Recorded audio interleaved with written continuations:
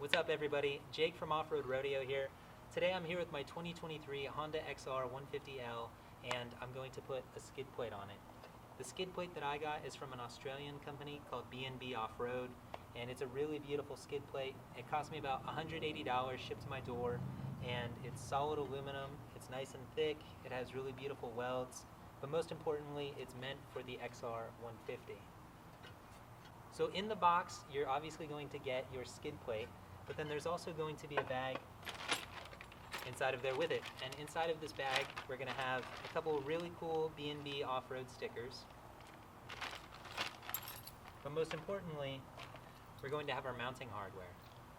So we're going to have a little spring clip with a bolt and a washer, and then we're going to have a little aluminum or steel plate. I can't really tell what it is, but it says XR150L and it also has a bolt.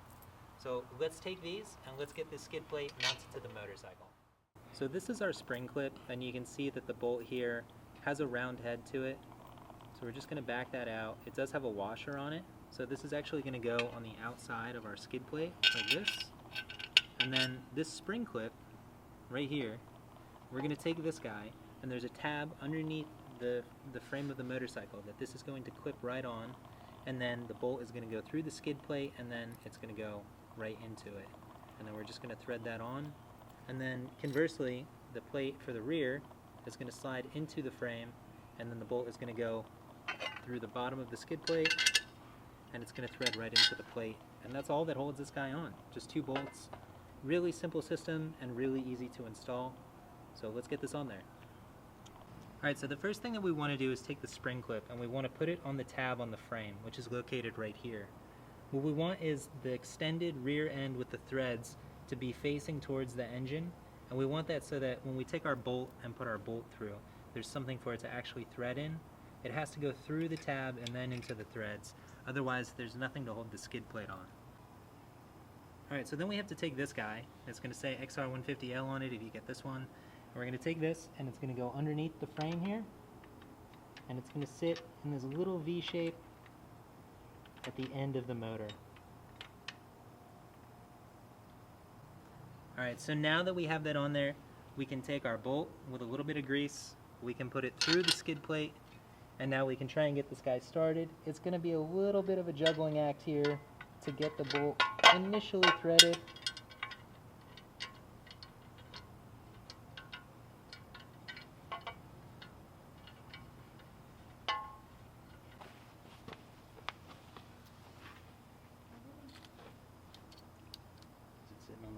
Yeah, it needs, your side needs to come back.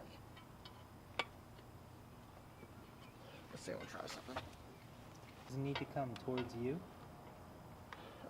It just needs to spin, it's at like that angle. Oh, I see. Alright, so this is what it looks like. We got it on there. It was a harder job than we thought it was going to be.